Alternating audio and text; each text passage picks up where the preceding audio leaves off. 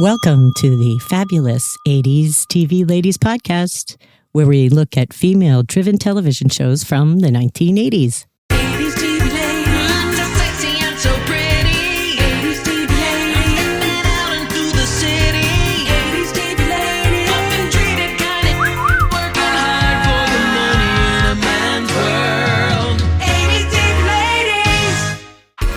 Hello, I'm Sharon Johnson. And I'm Susan Lambert-Haddam. We are so lucky to have the best guests on our show, Sharon. Our guests have been fabulous, and today is no different. I want to thank costumer Joyce Unruh Goodwin for connecting us with our very special guest today, costume designer Eilish Zebrasky. Eilish was Aaron Spelling's head costumer for 26 years. Aaron Spelling, for those who don't know, was one of television's most successful and prolific television creators. He has 218 producer and executive producer credits, from Love Boat, Art to Hart, Charlie's Angels, Charmed, Beverly Hills 90210, just goes on and on. For a while, the network ABC was often referred to as the Aaron Broadcasting Company because of how many huge shows he had on that network. Welcome, Eilish. We're thrilled to have you with us today. We're in person. It's always a special treat. So thank you for joining us. Oh, you're welcome. Thank you for having me. I am so happy we finally got to have you on the show. Yes. and get to talk about the 80s and costuming and all things Hollywood and fabulousness. So tell us about your journey coming to Hollywood. Where did you get started?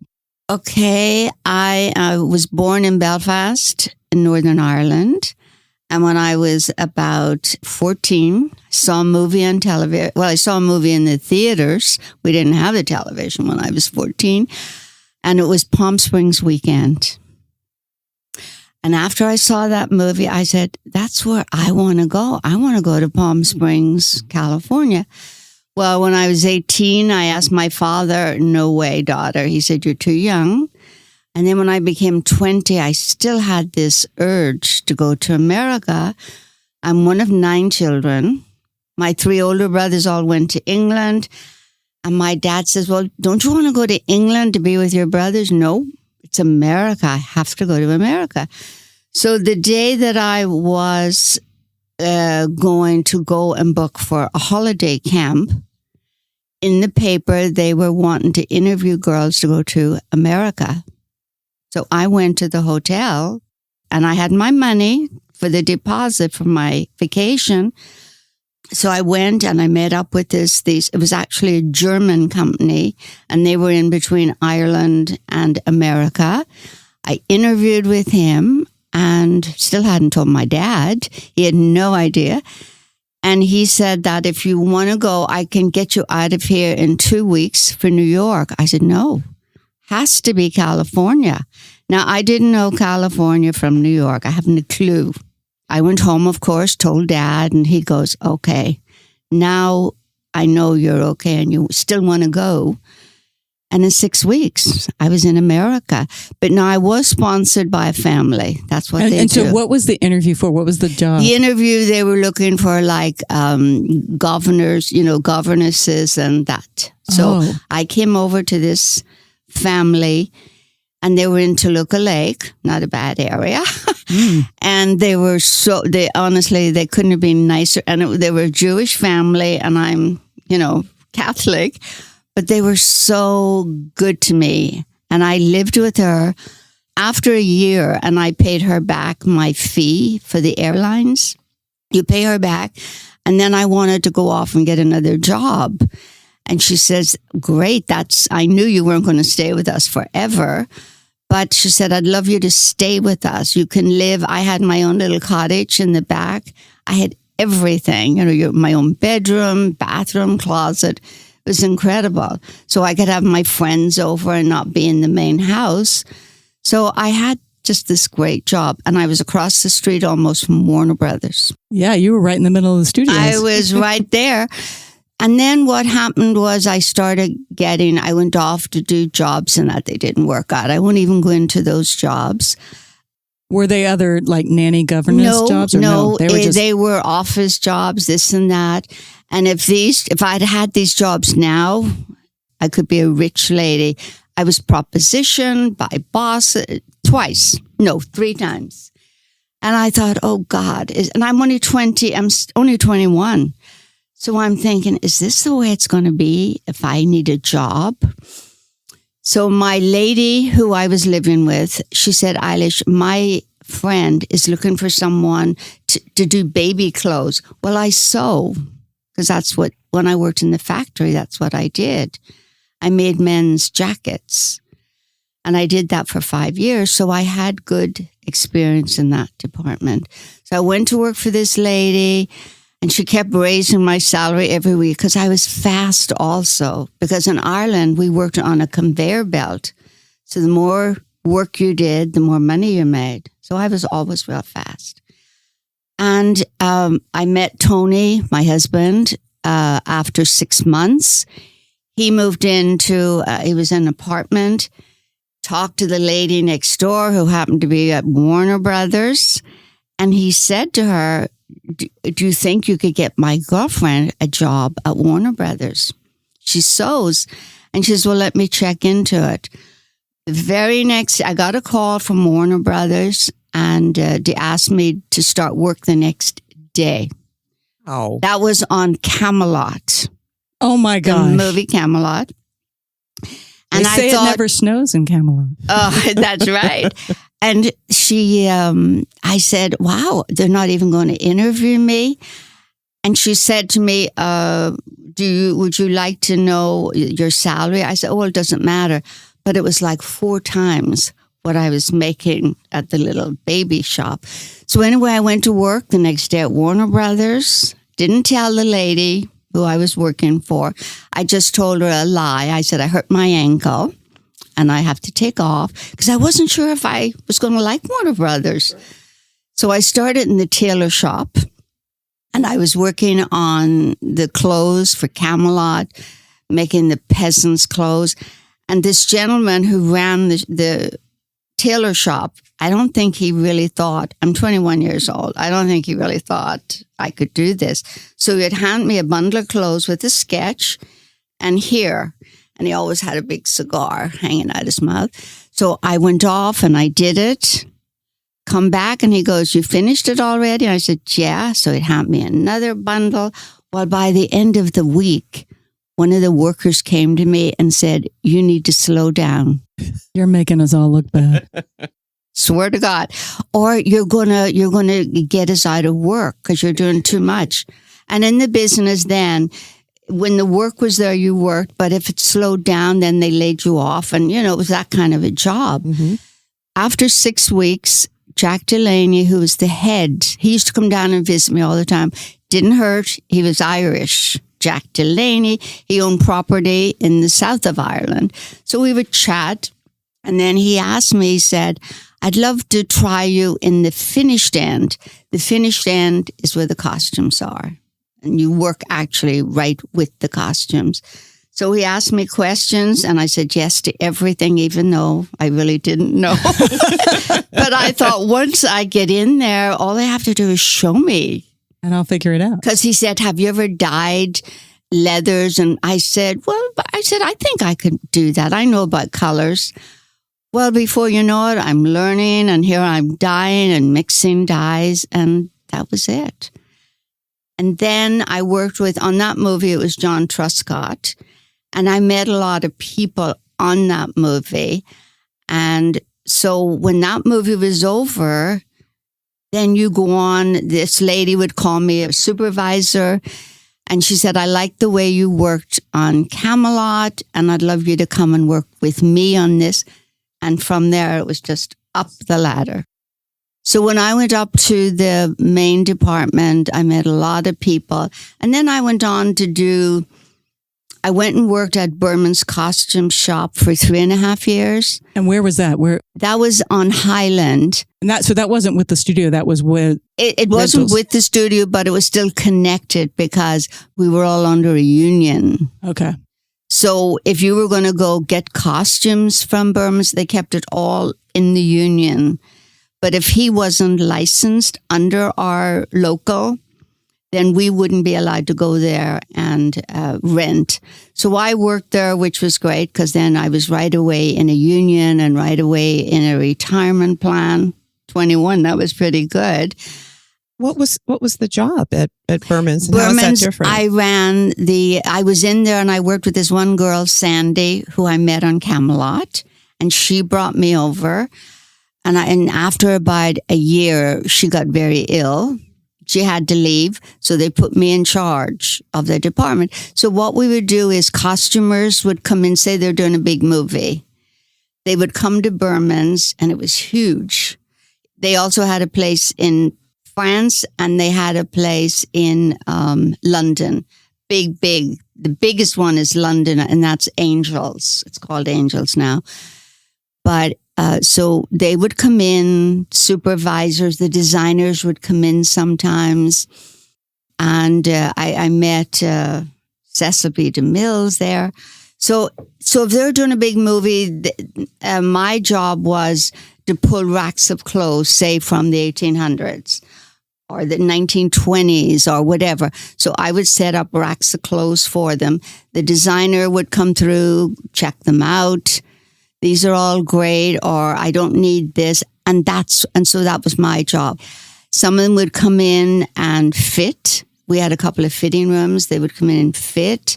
Rock Hudson came in one time for a fitting. He was doing some war movie. Can't remember all these names. But we did shows out of there also, like theater shows. So when a star like Rock Hudson comes in and to be fitted, were you the one fitting them? Were you dealing with them? No, that was the men's department. Yes. Yeah, that was a separate. So I worked there for 3.5 years, on almost 4, till Mr. Berman, he was selling, he was getting up there. So he was closing the company. So we closed the company, and just before somebody came in, a supervisor, Edna Taylor, and she said, Eilish, I'd like you, because you meet them coming in, they come in and rent over 3 years, you get to be friends with them. And I had been asked before if I would come and work for them, but I liked being where I was. And so I waited till I could no longer, and I had to leave. So she asked me what she wanted to do. She wanted me to work with her. And my first real movie on by myself, not doing the costumes, so working on the set, was Butterflies Are Free. Wow. And that was with Goldie Hawn and Eddie Albert Jr. and Eileen Heckart. That was fun. That was fun. So that's how you started. That's how I started. And I worked with the gentleman on the show was Seth Banks. Seth became like my brother, protecting me. And then Seth was very popular in the business. So Seth went on to another movie, took me with him, and that's how it worked. That's how it worked. And what was your job on set when you I would started take working care with of them? all the lady stars. Mm-hmm. Like when I did Goldie, I had to just take care of Goldie and Eileen Heckart, and then Seth took care of the men. That was an easy show. And then I did another show with Seth, Oklahoma Crude. That was Faye Dunaway and George C. Scott. And I took care of mainly Faye. Believe me, she was one person. She was a one. I had to take care of Faye. But we got along great. I got along great with her. So then I worked on 2 movies, Barbra Streisand movies, Funny Girl. Seth also did that. Funny Girl and Funny Lady. Oh. I did both of those shows, but mainly on the set. I wasn't doing, except one day we had Bob Mackey was the designer, and Irene Sheriff did the first one. She did the first one was Funny Girl, right? Yeah. Funny Lady Bob did, and Ben. God, what's his name? Ben Vereen. Oh, Ben Vereen. Okay. Ben was doing this dance, and we're all sitting there down in the audience. He's up on stage, and he throws his leg up over the chair, and his pants rip from seam to seam. And the director started screaming and hollering. Well, luckily, I can sew. So we got Seth Banks, my friend. I said, Seth, get me they were white pants. I said, get me a T-shirt. And I got a T-shirt because they had to finish the scene. We were all sitting around. And I put a triangle in Ben's pants and said Bob Mackey was able to make him another pair. But they weren't stretch. It should have been stretchy material, but we learn as we go along. Oh my God. So you fixed Ben Vereen's pants Vereen. for Funny Lady? Funny lady. I'm out. That's fantastic. Yeah, I get all over the place when I talk. After that, I did another movie with Faye, Towering Inferno. And Paul Newman, right? And Paul, I met Paul. I met Steve Tall Paul. Should we call him Tall Paul? Steve McQueen, Robert Wagner. I mean, there were so many stars in that Yeah. one. But You were there for I Faye. helped there, but once Faye got there, she didn't want me near anybody else. I had to be with her. Yeah. So forgive my naivete, but it sounds like what your job was to make sure that their to get them in their costume, and make sure it was fitted properly and Make et sure cetera. and I had you have somebody to sew for you because the costumers are not allowed to do that. And make sure she had the right earrings on with this outfit. Right. So when I lined her outfits up for the day, it was the outfit, the shoes, the pantyhose, different bras for different outfits, the jewelry, and that was my job. But sometimes I was on a show where I had 8 women to take care of, and you did the same thing. Mm-hmm. You just, the night before I used to try and do, and then you make sure that if it just needs a little spot cleaning, I would do it rather than send it out. And that was my job. And so can you walk us through because not everybody knows the costume credits, right? Can you walk us through costume credits in movies and television? Wardrobe supervisor versus assistant costume designer versus yes. The top of the course is the designer. That's the designer of the picture. And then under the designer is usually the supervisor.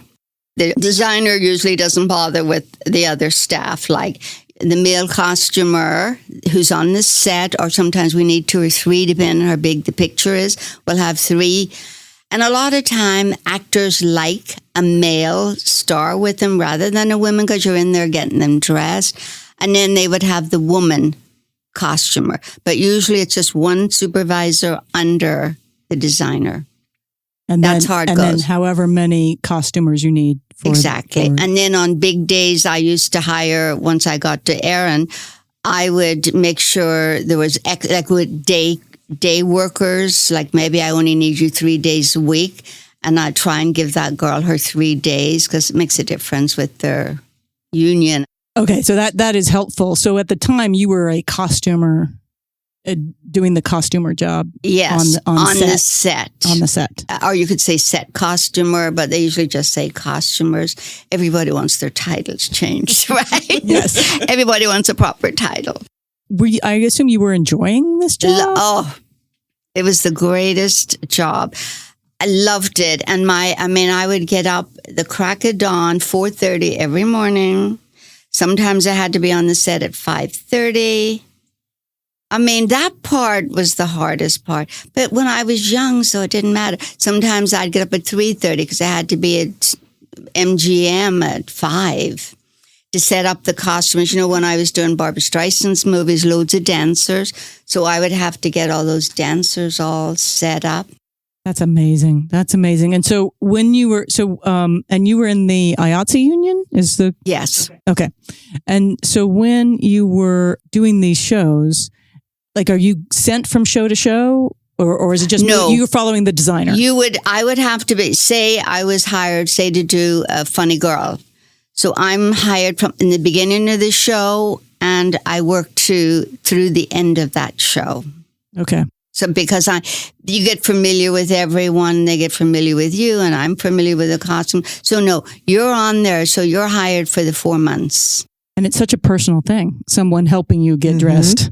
You're in there with them and you're doing bras or you're fixing. It is. It is. And some of them, most of them are not.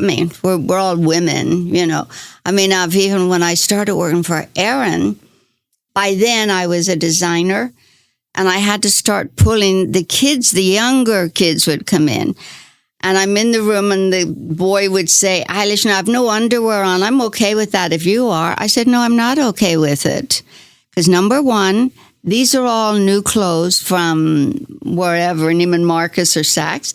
You cannot try pants on with no underwear. I said, I can't do that. So I said, don't you move till I get you underwear. So I would have to go out and bring him back a pair of, he goes, and he was, thereafter though, he always came with underwear. Eilish will teach you when the young stars show up in underwear. You better have underwear on, because I wouldn't let them try the clothes on, just for sanitary reasons. So yeah, that was funny. Oh my gosh. All right. So you're working movies. What was the most exciting, movie or star to work with, or, what was I loved it when, I was working at Columbia and I was working with Grady Hunt at the time. I was his assistant, and I just, we'd had our son. Our son was about 6 months old, and Grady called me and he goes, Eilish, I would love, because I worked with Grady before doing movies of the weeks and what have you. And he said, I'd love you if you would work with me as my assistant and oversee all the shows.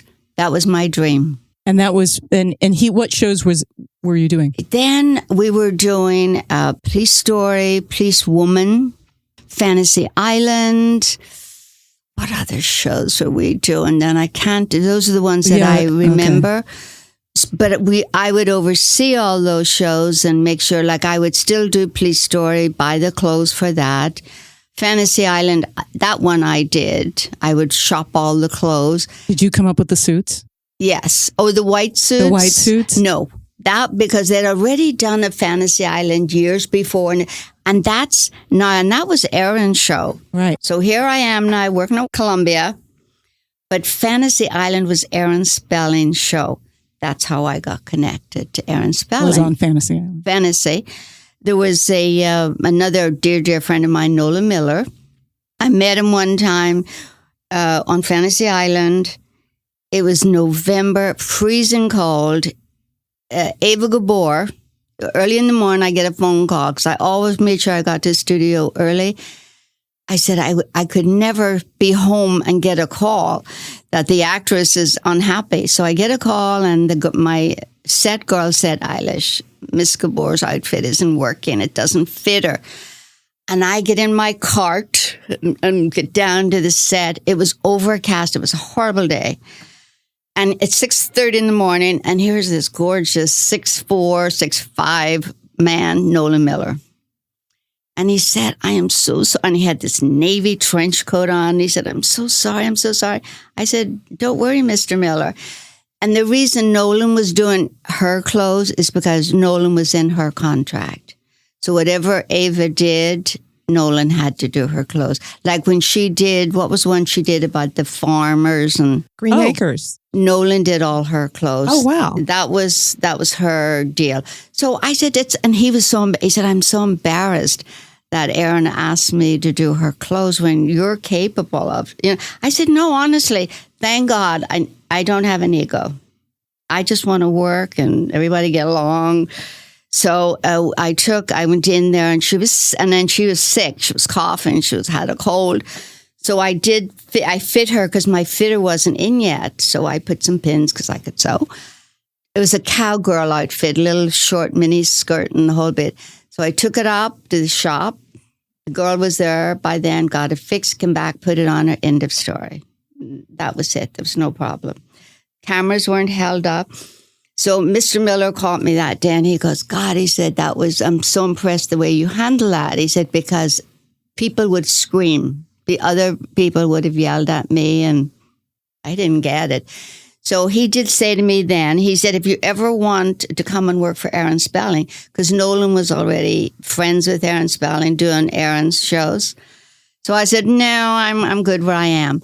Then we did another big costume show. I mean, we had hundreds of Fantasy Island dress-up costumes. So I went to 3 different places and pulled all the costumes out. And Nolan goes, I don't even know why I'm checking these, but Aaron asked me to come and look at them. I said, fine, don't worry about it.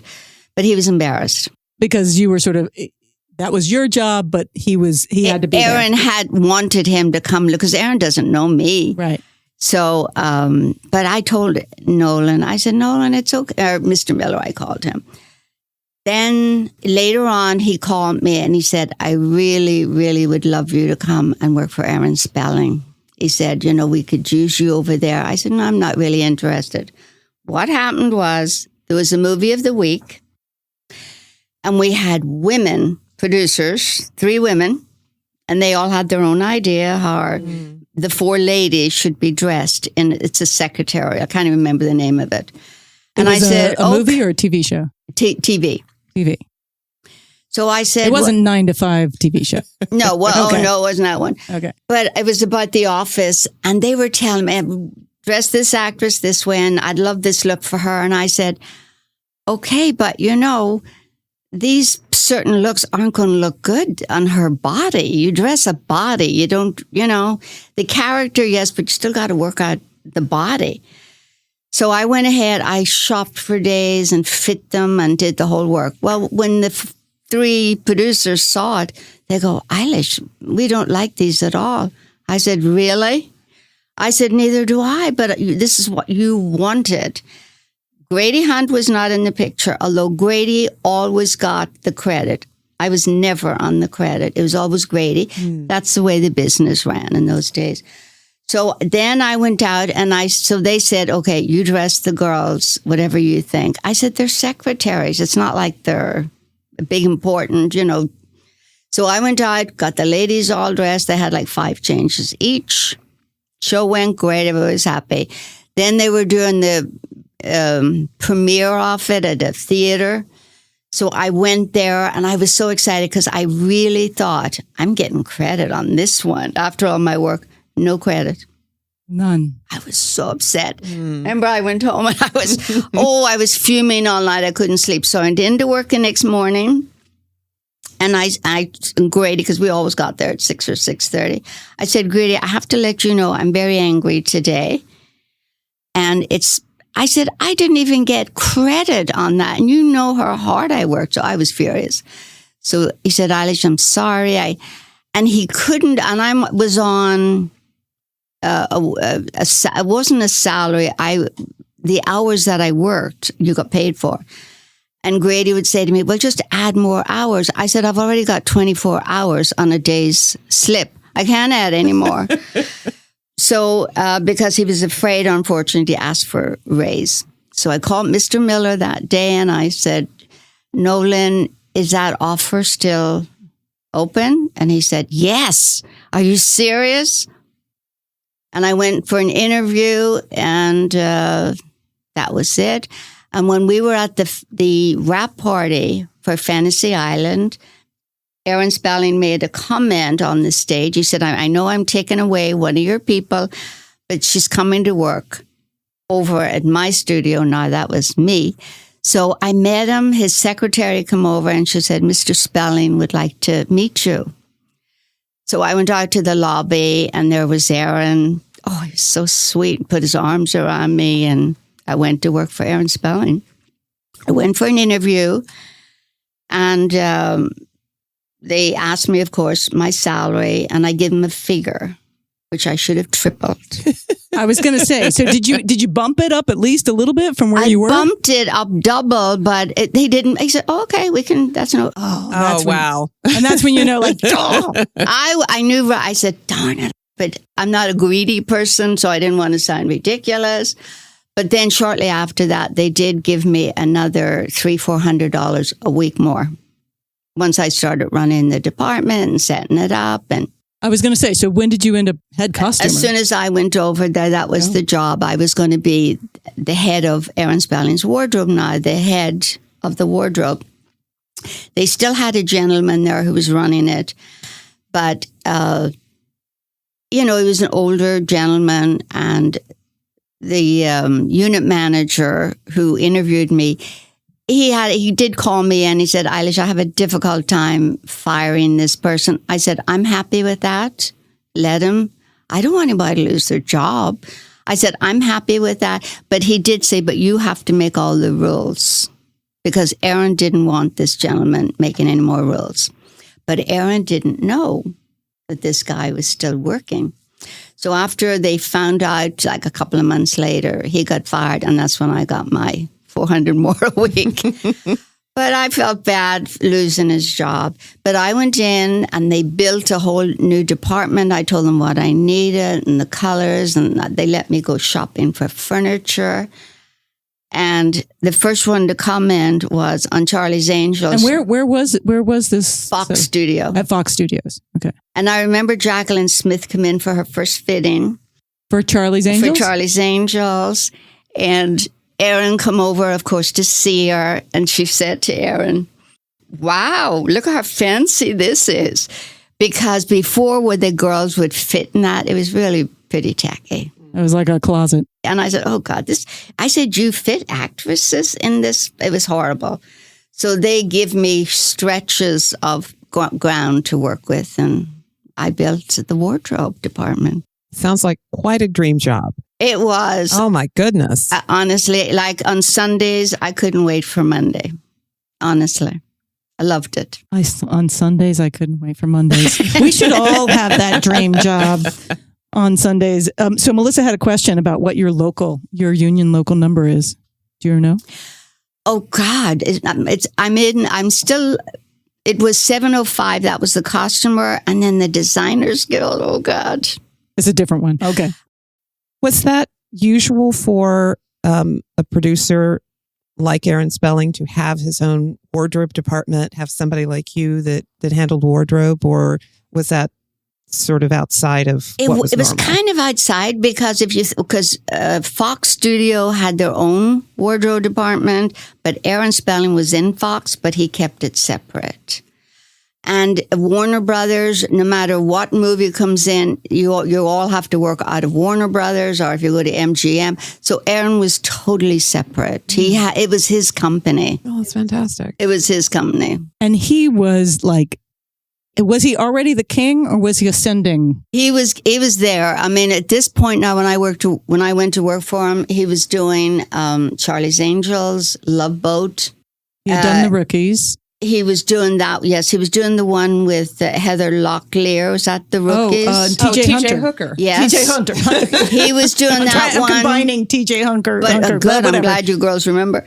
But that one was already farmed out. Also, they were doing that somewhere else. We were also doing the three guys. Terrible. The guys, and then they had the blonde girl, Lipton. Peggy Lipton? Yes, that one. What was that show? The Mod Squad. That one Was it the Mod Squad? Mod Squad? Okay. Okay. So Aaron had all of Confirmation. that going. And then when I started, and then we were doing, he just started Vegas. So that was brand new for me. Oh, so the TV show Vegas. Yes. Yes.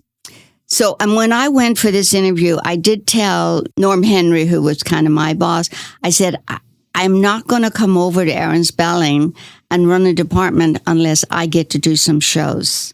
Because that's what I wanted. Mm-hmm. He says, well, how are you going to run a department and work on shows? I said, I'll do it. And if I can't, then... So I did it. And what I did was I hired people that I knew their work. And I put them on shows. And they were the supervisors, but I would oversee them. I did all their budgets, how much money they were allowed. I would have to go, if we had 5, 6, 7 shows, I had to go to every single meeting. And Aaron had a great thing. He did a concept show where all the department heads would get together. So all your ideas were together. Set director, the designer of the wardrobe, the designer of the sets. And then there was never any, like, he's going to paint the walls yellow, say. Well, I better make sure I don't have anybody in yellow. Otherwise, they're going to fade into. So those were all the things that I learned. It was really well. I learned so much when I went to Spelling. I really did, because he had an incredible mind. I remember one time we sat through 3 meetings together. Everybody went out, but Aaron and I stayed there because we were He never opened a book.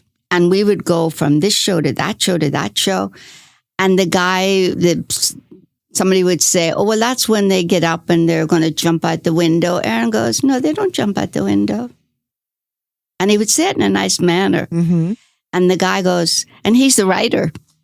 And Aaron would go, he doesn't jump out the window. And he hasn't opened that book. Had an incredible memory. He could keep it all in his head. Aaron was all those shows. brilliant. That's amazing. And he always thought about, it's all about the look.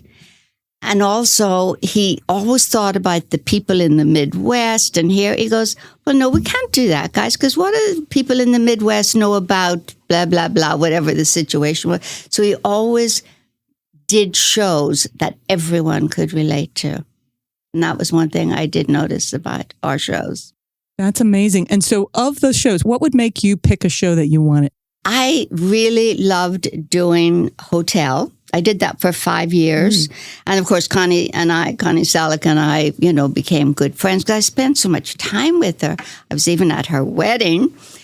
But that was a good show. And what I loved about it, we had guest stars every week, like Love Boat. Mm-hmm. And that's a fun. So you're not stuck with the same 10 people. You've got your principals, and then you had like 6 guest stars every show. You have special guests every night. That was was my favorite. That's where, we had Elizabeth Taylor, we had Lana Turner. Those were the great times. And then Love Boat. Everybody wanted to do Love Boat. So, especially the ones that went to Europe. So would they actually go? Oh, yes. If they were going to, like they went to Egypt, they went. Oh, on a boat. On the ship and got over to, oh yeah, they were real. And I remember getting, it was so funny, one show Linda Evans was doing, and who's the other one that was married to John Derrick? Not Bo, the first one. Ursula Thank Andress? you. I don't know why I Very know that. Wow. That's Ursula. good, Sharon. Whew. Ursula, and she was so funny because before our fitting, she went out shopping in Beverly Hills because she didn't live here. And she'd see some things and she'd go, oh, could you leave these for Eilish? Well, in the Beverly Hills, I shopped at every store you could think of.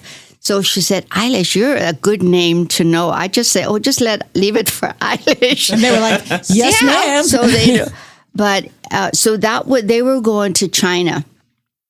So the rules and regulations, no red. They couldn't have any jeans they were so strict. And God forbid. Strict because of the rules in China. Strict in China. Yes. They had to, it was such I had lists and lists of things that you cannot do. Wow. Yeah, so that was interesting. So you learn a lot. I am still wrapping my head around the fact that it just never occurred to me that for Love Boat, they actually shot those on active cruises, going places and coming back from Now, a lot of it, of course, is all on stage. Right. You go on stage and there's the pool and there's the restaurant. Okay. But I'm talking about the big shows like China. They went to Japan. They went to Alaska. As a matter of fact, on that Alaskan show, we got to make sure and we had to box it up and keep track of everything. And we sent it off, and then I get a phone call. Eilish, it's freezing. We don't have enough warm clothes. We've got to get some fur coats. So my friend and I went downtown, and I bought about 20 fake fur coats. They were like $50 each, but they used them on the show. Oh my God! I want to track down the Alaska Love Boat. Yeah, the Alaskan show. But any of those that went into certain countries, they were real. That's why people like Linda Evans would do those shows. Who was the other one? They get a trip to China. Shelley Winters. They wouldn't do just a regular Love Boat. But if they were going into another country, because, that's expensive. I did the Valentine show, but that just went to where they all go. Oh, the Puerto Vallarta. Yes, they went to those places. But the ones to Europe, I always would send, people who I really felt could handle it and do it. And because I'm not there. Yeah. You have to make sure it's going to work. Yeah, those would have to, I would imagine those could be tough because as evidenced by the lack of coats, you may forget or don't have something turns out you absolutely need. You need it. Yeah. We thought we were covered, but they said, no, get us some of those fake. The producer called and said, just get us some fake fur coats. So that's what I did. And yes, they used them. But on the shows, we went over lists and lists. You know, we really were, and thank God we were pretty fortunate. We never really, nothing ever got lost or stolen, and that's always the case. When I was doing Butterflies Are Free, I went that morning because it went on for 4 months, and Goldie only had one outfit, basically, bras and panties. And I went to the line 7 o'clock in the morning to pick it up. Well, that wasn't there. So her blouse was missing and her underwear was missing. Are you serious? Oh, and this was a big feature film. Then it was $2.5 million, which was a lot of money back in the 60s. And, but what it was, I know that somebody else was doing a commercial and their wardrobe got stolen. But what, so do you think people took Goldie Hawn's underwear because it was Goldie Hawn's underwear, or because they just wanted they just took it? I have no idea. They just took it. And it was this lady that we had in the evening. She would come in late, like 6 o'clock. And she would do hand washing, like if somebody had a special bra, which we didn't send to the cleaners, sure, or their pantyhose, nylons, that was all hand washed every single night. Wow. So Goldie's blouse and her underwear was missing. So I sat with the ladies in the workroom, but I had to be on the set, and we cross-stitched. If you ever see the show, the blouse is a red, like a Mexican peasant blouse. And so I sat and cross-stitched those flowers. Oh, my goodness. Because you had to replace it. I had to replace it, but the workroom, they were doing their part also. I was just helping because we only had a week to do it. Oh, my gosh. Before we went to San Francisco. But, I remember I was never so upset in my life. I said, that's it. I'm walking out that door. I was so scared. But, you know, there's not, and the director came to me and he goes, Eilish, what the F are you supposed to do? Bring her clothes home and sleep with them? That's what he said. But it's the first time I'd ever experienced anything like that. And it scared me. Scared me.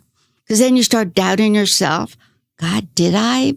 You know? So I know Barbara Eden was doing a commercial and they stole her Western shirt. That was another thing that was missing that same morning. So then I felt better when somebody else lost something. Sure. It's not just me. It wasn't me. And on that note, let's take a break.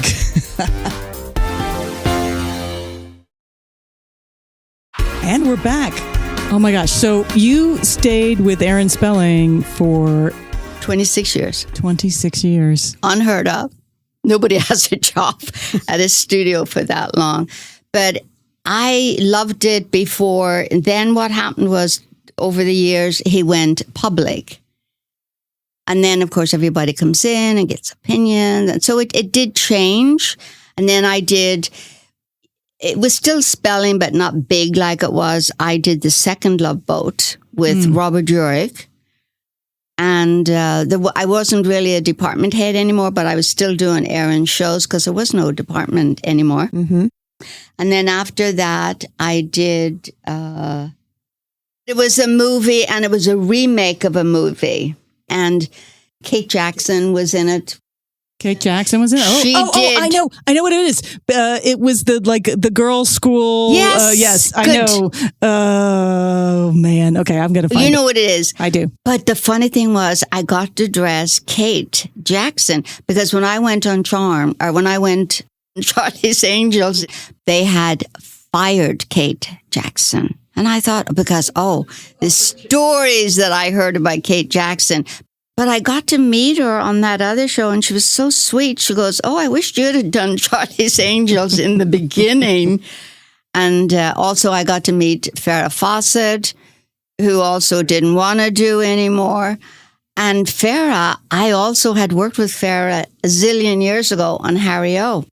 Oh, my goodness. Yeah. Yeah, so it was really kind of, that was called Harry O. But I loved Farrah. But she was a girl, you could put anything on her. And it looked good. It was great. Satan's Schools for Girls. Yes, that's it. That's the Kate Jackson. So I did, yeah. And who else was in it? Doherty. Shanen Doherty. Shanen played Kate's part. So that's when I met Shanen. And then when Charm came around, there was somebody on it for, I think this one particular designer did it for 2 years. And then they wanted to switch designers. And that's when I got the job. And I did it for 7 years. Wow.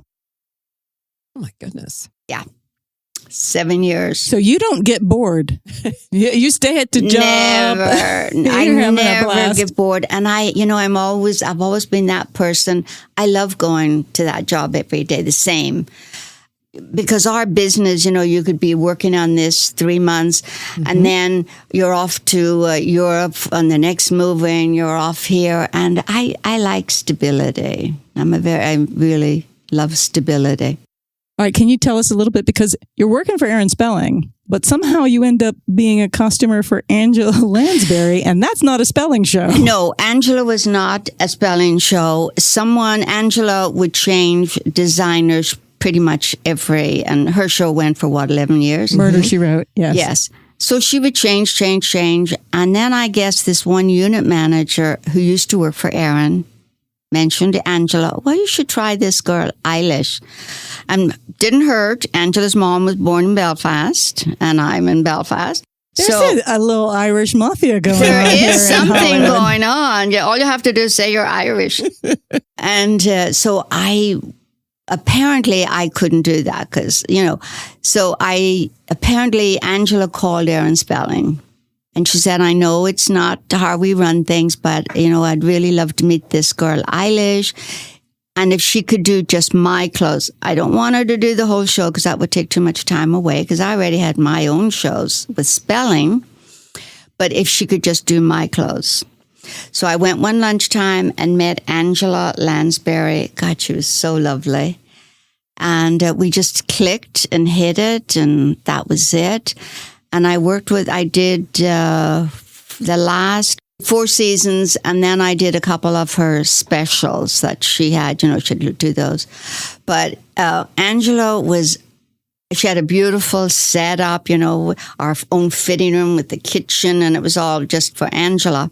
And I would go in there. She said, just stay and have lunch, and I would sit there and do my work sometimes, paperwork. But I started bringing her things in, and she's so funny.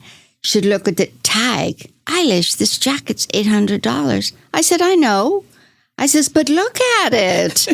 She was shocked because I said, okay, so the jacket's $800. So we're going to use slacks with it that you already have in your closet. We already have the blouse. So we're only spending $800. So I had to talk Angela in to allowing me to bring her in more expensive clothes. And was that for her, Angela, or was that for the character? The she character. was like, the character would not. The character. Yeah. But Angela just didn't want to spend that kind of money. She was so funny. I says, well, I'm still within my budget because they allowed me so much money for her clothes. So Angela didn't want to spend that kind of money for the show, or Angela didn't want to spend that kind of money because she's like, my character would never wear an $800 jacket. Well, probably not. But, some of those $800 jackets look like you could still buy it at Target, right? If you press it and put the proper buttons on, you still got an $800 looking jacket. But Angela just was she didn't want to spend a lot of money. But what I loved about Angela was she'd come on the set in the morning because I was always there so early. She'd walk through, hi, John, how's the kids? Hi, Paul. She knew everybody on that show. It was amazing. And she did lovely Christmas parties for everybody and gifts. And they were so lovely to work with. That is amazing. Super to work with. Like I would go over in the afternoon. She says, come over in the afternoon, like around 4 o'clock. And I said, okay. And I'd get my job done with spelling. So it was luckily she was at Universal, which was close to my house. So it was all worked out well. And I'd stop in and she had a break. And she'd say to me, would you like a cuppa? I said, oh, I'd love a cuppa. I said, I'll make it. She says, no, you sit. I'll make it. She would get up and make the tea. Angela Lansbury would make you a cuppa. And then she'd bring out, she said, how about a bicky? A bicky was a biscuit. Oh, I want a bicky with Angela Lansbury. She was so sweet. That is so sweet. Which was so sweet because she said, you work so hard and you're running back and forth. So I appreciated that she appreciated. That is amazing. And that Aaron Spelling, even though Murder, She Wrote was not an Aaron Spelling show. It had nothing to do with him. Nothing, but he allowed me because of Angela. When Angela, if you want to get away with something, Get away with murder. if you want to get away with murder, you get Angela Lansbury to call up Aaron Spelling and make it happen. And we never crossed over, never interfered. It just was so easy. And like when I'd leave my house in the morning, I'd stop. If Angela had an early call, Universal was on my way, and then I'd go over to wherever we were at the time. We were all over the place. All right. So your husband, Tony's in the room. Was she ever home during this time? It's the first time I've ever seen her. That's the first time you've seen her. Yeah, I worked hours. I managed the household. I did all the cooking. And It was fabulous. So your husband managed the household. He did took all care of our son, his ball games, everything he had to go to. Even sometimes I'd try and make the ball games, and I'd have on my high heels and a little skirt, and I'd yank that skirt up and climb into the breeches so I could wave down to my son because he thought, oh, there's my mom, she made it. I tried so hard, but Tony took care of everything. I was being interviewed, and they asked, what type of job does your husband have? And she said, oh, he just has an average job. And so when I got back to work, the people would say, oh, there comes Joe Average. So I got stuck with Joe Average for the rest of the time that I worked there. Okay. Thank you for sharing that. And it was like, oh, I didn't mean it that way. But you know how they are, these writers. That was People magazine when I did that one. Because I had made, another thing got me in trouble. I had made a comment. This is when Aaron went public. I said, oh, I love my job because you go out and you shop and it doesn't cost me any money. I just made a fun statement. Well, Nolan Miller, I said, Eilish, Aaron is so mad at you because you made that statement. But it was a cute statement. I just said, I might spending money, but it doesn't come out of my pocket. Yeah. So I sat down and I wrote Aaron Spelling a letter. And I said, Aaron, you of all people know how things are taken out of context.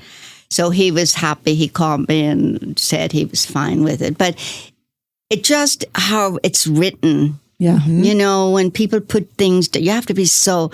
When I was doing Angels, I would get a call and that I'd be on the phone with an interviewer for about 15 minutes. Then right away it was, okay, now Eilish, tell us the real gossip. What happens with the girls? Well, nothing happened. And even if it did, I'm going to tell them and get fired? No, you don't. Yeah. I'm not into that. But the girls, they all got along great. We talk a lot about how sometimes women get a reputation that maybe they don't deserve because they're held to a different standard than men are. There's nobody ever going, hey, those two guys are in a show together. I bet they don't get along. Like you're not looking for trouble when it's two guys on a show together, But they love to do the gossip and that on the ladies, I think. But I didn't see that much. I mean, the Angels, they all seemed to get along. Actually, I saw Jaclyn Smith. Jaclyn a while back still looks so gorgeous. She looks amazing. She looks better than she did and she still has her costume, like her fashion line. She does the fashion line, and she also does Calico Corners. The fabrics. Oh, the fabrics. If you go to Calico Corner, I said there's the Jaclyn doing, exquisite taste. She really has. But she and Cheryl Ladd are still best friends. Yeah. I think again, people like to stir up that trouble, particularly when it comes to women. Well, when they're writing and trying to sell magazines, that's what sells. Yeah. It's right? Yeah, but it's especially in shows where the characters have a certain relationship. For some reason, they try to put that on women actors, that they're supposed to be like their characters, where it's a job. They come in, they play a part, they go home. They've got a family to go home to, and it's a job. Yeah, nothing wrong with that. Nothing wrong with that. I remember one time I had said to Angela, so I said, so Angela, when you and Peter go home, because her husband was the executive producer and he was there with her, so devoted to each other. So I said, when you go home, you have someone and your meal's all ready for you? She goes, no. She said, Peter and I go home. I mean, she's Angela Lansbury. She says, no. She said, I'll make the salad and Peter will either grill a piece of chicken or fish. She said, no. She said, do you have your meals cooked for you? I said, yeah, I have my husband. He has my dinner and my glass of wine all ready for me. Oh my gosh, that is amazing. Now, we're going to jump ahead a little bit. Go ahead. We're going to jump into the Marvel universe because you're credited on that. I've no idea. I swear to God, I don't know where that came from. Oh, so that you That's have not me. not worked on. But it's another Eilish. There's another Eilish, Yeah. but not another Eilish Zebrasky. No, but that's what I said. Tony, you just showed that to me, love, yesterday. It's on your IMDb. I was that's okay. not me. So that's not you. No, You've not and worked then- on Spider-Man, Avengers. My son would be over the moon if I did, but no, Mom. Those are all big features. No, I don't know. But it said she was an assistant costumer. Okay, So that's I don't interesting. know why and her name was Eilish, and it's spelled the same way as mine. All right. Well, we're going to have to, I don't know. We're going to now. have to go, yeah. We're going to have to investigate. I remember when We're going to get Angela Lansbury on it. She's going to gonna make a get few phone Angela, calls. she'll figure it out. I do want to talk about some of the favorite actresses or moments that you've had with some of your favorite actresses. And I know one of them is with Elizabeth Taylor. Elizabeth was, she did one of our hotels. And Nolan, of course, Nolan Miller did her clothes, and they were really close friends. And this was after, I met her on hotel, but then years later, it was her 75th birthday party, so Nolan made her 2 gowns for her to choose. And then she had gotten, she was having problems with her back, and so Nolan wanted me to come with him to help get her dressed, in their certain bra and everything. And while we were there, she has amazing setup. She had this fabulous big room. It's like a dressing room, but there was a sink there for like a salon type sink to have her hair done. And she had this closet, and she said to her assistant, I think his name is Tim, take Eilish in and show her my jewelry. She was like a little girl with her jewelry. And she was playing with these earrings. They had to be about 3 inches. Wow. There was 140 diamonds in each earring. And she called it the waterfall. Okay, Here. yes. She goes, here, try them on. But anyway, I went into this closet. He opens it up, and it was probably longer than this area. And it was drawer after drawer. And I opened up the drawer, and it was just solid diamonds. And I said to Tim, these all real? Every single piece. She said, Elizabeth does not have any fake jewelry. But it was like, there must have been 40 drawers and 4 levels down. Wow. And he said, this isn't the big stuff. That's locked away somewhere. That's locked in a vault somewhere. But I took out, he says, touch it, do whatever you want, try it on. I took out a crucifix, and it was diamonds. And then in the center, about the size of my little finger, it was an emerald. I said, this is real? I mean, you're talking millions. Yeah. But it was laying in a drawer. Well, Sounds like the most incredible jewelry shop that one could ever walk into. It was unbelievable. And she was so sweet. So sweet. And in her dressing area, it was so cute. There was a picture of her, Elizabeth, giving Richard Burton, she was cutting his hair in this photograph. I said, oh, Miss Taylor, you cut hair? She goes, oh, yeah, I used to cut. That was so cute. That was because I cut Tony's hair, so I was fascinated when I saw her cutting hair.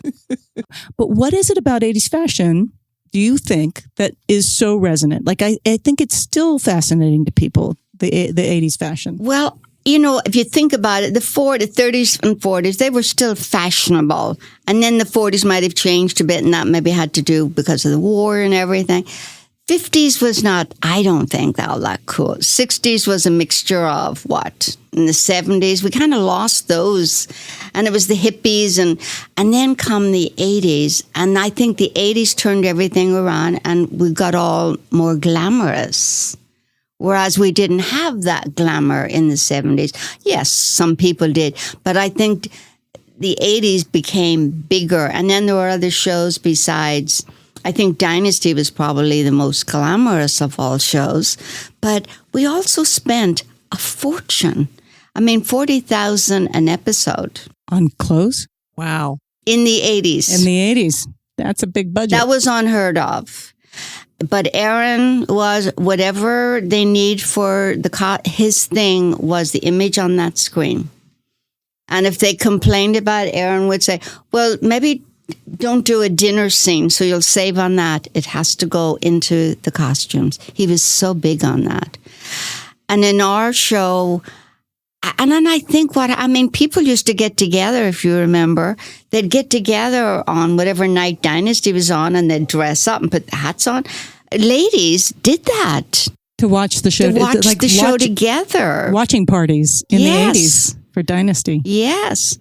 I did try to watch the new one and I thought, there's no Joan Collins. There's only one Joan. I mean, really. And was it fun to work with those ladies? She was great. She was great. She was another great friend of Nolan Miller's. Joan was that was her, and she was so glamorous. I mean, a friend of mine spent some time with her in Europe and sent me pictures, and even just sitting around lounging, Joan looked gorgeous. Makeup, hair, beautiful.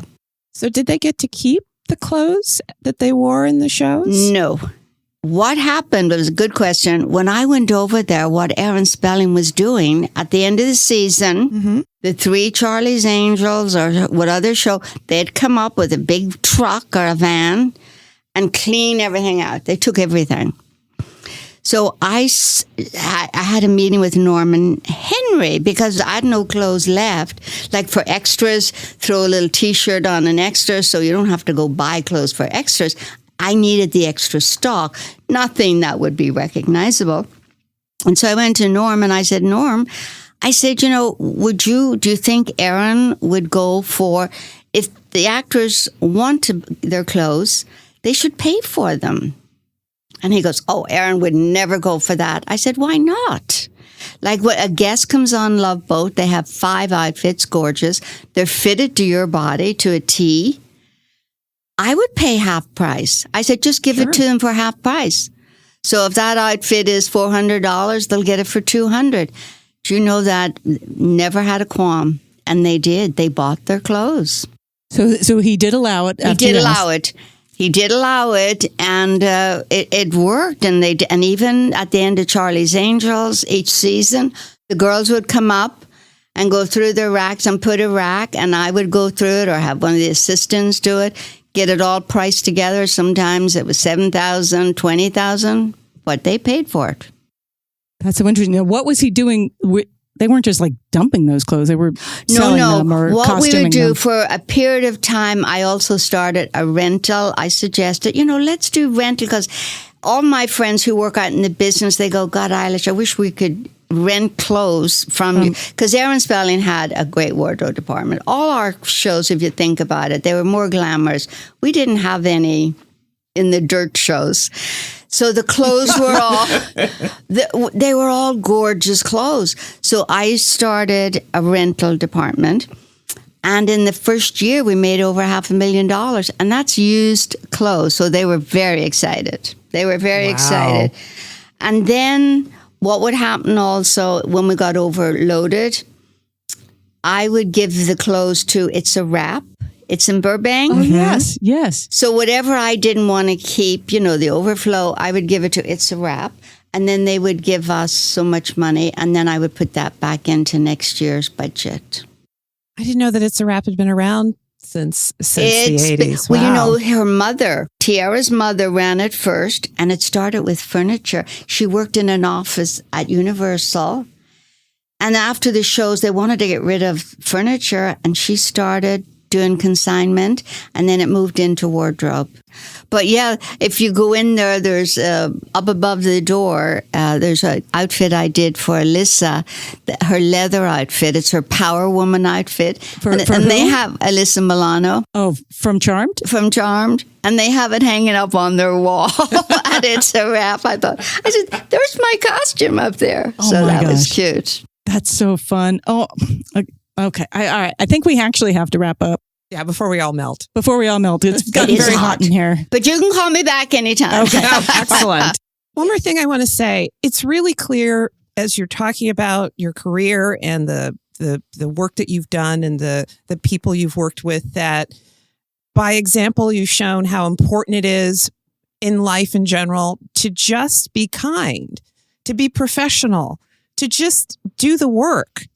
And, you know, good things will happen. That is, it's so amazing you said that, because my last interview I was honored at the Designers Guild. 4 of us were honored, 3 of us.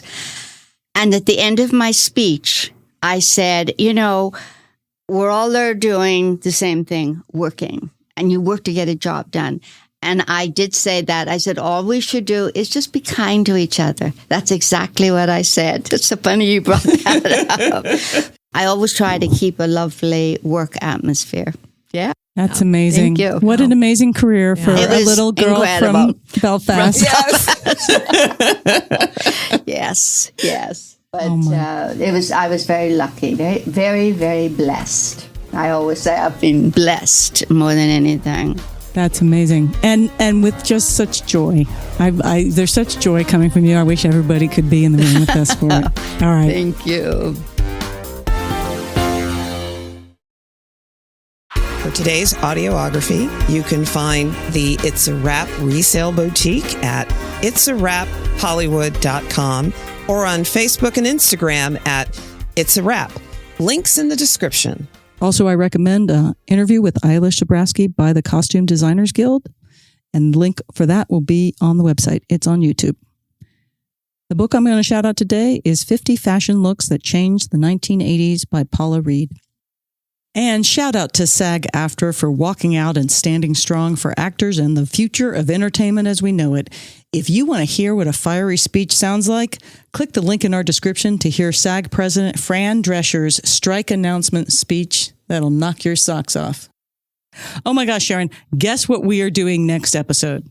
We are doing It's a Living, the ABC and syndicated sitcom about waitresses working at the restaurant at the top of the Bonaventure Hotel in beautiful downtown Los Angeles.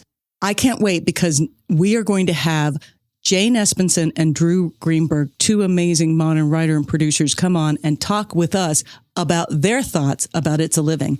And I can't wait. It's going to make so much crazy sense. Can't wait for the listeners to hear why they picked this show. Out of all the 80 shows that they could have picked, this is the one that they chose. So get ready, tune in, and pack up your waitress aprons. Please join us. Who are your favorite 80s TV ladies? You can contact us through the website and tell us what shows and ladies we should be covering. Our website is 80stvladies.com. That's 80stvladies.com. And we are on Instagram, Twitter, and all the social channels at 80s TV Ladies. If you're liking this podcast, please make sure to rate and review. It helps a lot. We hope 80s TV Ladies brings you joy and laughter and lots of fabulous new and old shows to watch, all of which will lead us forward toward being amazing ladies of the 21st century. Let's go.